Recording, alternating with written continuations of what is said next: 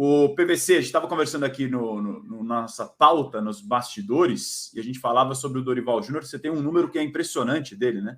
Incrível as marcas que o Dorival tem em competição sul-americana.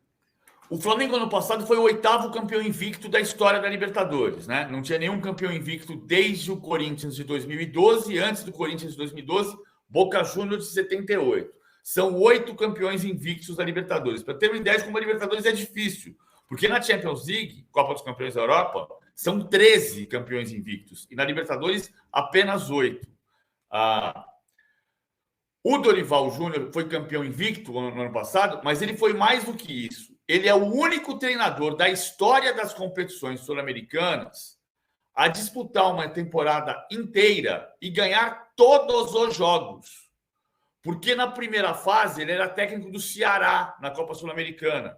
E o Ceará fez 100% de aproveitamento na Sul-Americana. Para os mata-matas, ele se transferiu do Ceará para o Flamengo.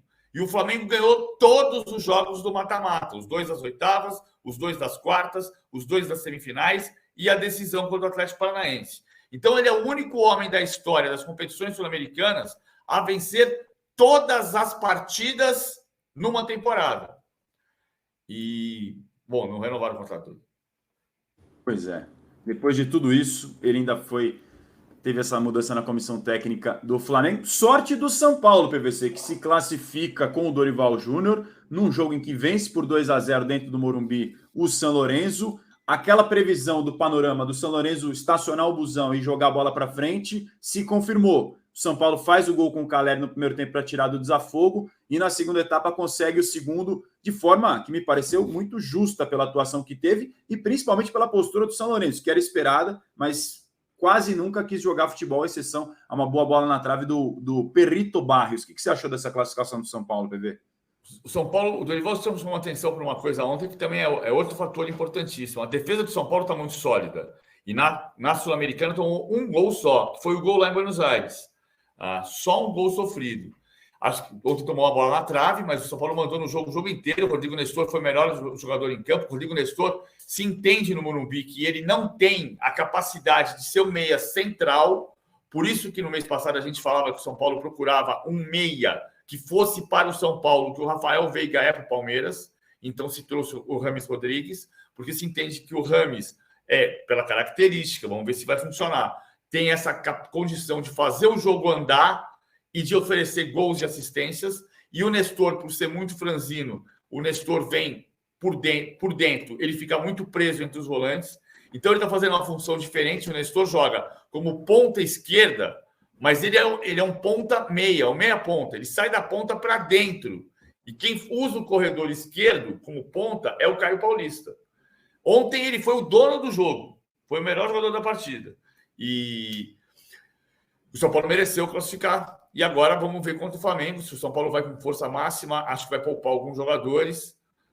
Pode colocar o Gabriel Neves para jogar junto com o Alisson, o Pablo Maia está suspenso, e fazer um time mesclado, porque a prioridade do São Paulo é virar. Virou o primeiro, Copa Sul-Americana, e agora quer virar o segundo, Copa do Brasil. E o passe do Nestor, hein, PVC? Preciosa a jogada dele, hein? E a comemoração do Luciano? Essa aqui? Essa. Com a bandeira? Você gostou ou não? É muito cínico. Mas ele foi bem, hein? Ele foi bem. O que você achou? Eu achei cínico. Contexto para você que talvez não esteja ligado. São Paulo jogou contra o Corinthians na jogo de ida da semifinal da Copa do Brasil. O Luciano fez o gol. Ele vai lá na bandeira de escanteio. Pau, voadora. Depois encara a torcida adversária. Aquele frisson, toda aquela polêmica, vem a arbitragem, cartão amarelo no Luciano. E aí ele fica suspenso para o jogo da volta, semana que vem no Morumbi. Aliás, mais um público de 50 mil pessoas, acima de 50 mil pessoas do São Paulo no Morumbi. Torcedor do São Paulo, incrível que vem fazendo nos últimos jogos, já há algum tempo, não só nesse ano. 1 milhão de torcedores no ano. 1 milhão de torcedores no ano em agosto, então. Apareceu ano passado telão foi numa ontem. altura até mais longe, mais demorada. No telão, não, é a primeira vez que o São Paulo tem 15 jogos seguidos em finais de semana consecutivos com mais de 40 mil pessoas. E ontem o telão anunciou 1 milhão de pagantes, 1 milhão de torcedores no Morumbi em 2023. A média de público do São Paulo no Brasil só é inferior à do Flamengo. Claro que tem a ver com o tamanho do estádio, mas tem a ver com o engajamento da torcida.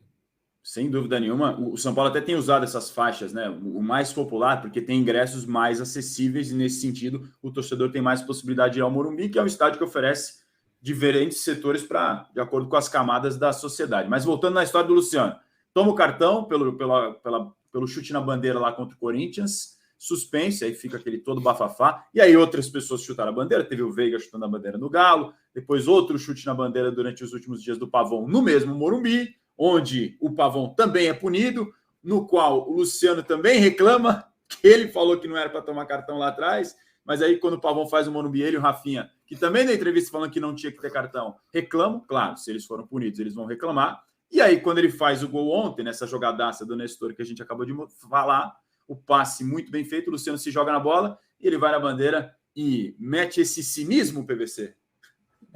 Você sabe por que a camisa do São Paulo é assim? Por quê? Ó, igualzinho a bandeira, né? Bem legal essa imagem, né? Tá vendo as faixas tricolores? Muito legal. E a camisa do Wellington Rato ali do lado da bandeira. Muito legal. O São Paulo é fruto de uma fusão informal entre os sócios do Clube Atlético Paulistano, do futebol, quando o Paulistano decidiu acabar a atividade do futebol em 1929 pela aproximação do profissionalismo. A fusão dos sócios do Paulistano do futebol que continuaram sócios do Paulistano, mas foram fundar um clube de futebol. E a Associação Atlética das Palmeiras, que era um clube que ficava na Ponte das Bandeiras, região conhecida como Floresta na época, e a Associação Atlética das Palmeiras estava com muito problema financeiro.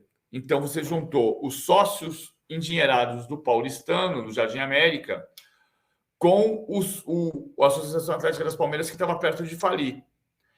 Então se fez uma camisa, com a camisa branca, que fosse a cor comum aos dois clubes, com uma lista vermelha, alusão ao Clube Atlético Paulistano, e uma lista preta, alusiva à Associação Atlética das Palmeiras.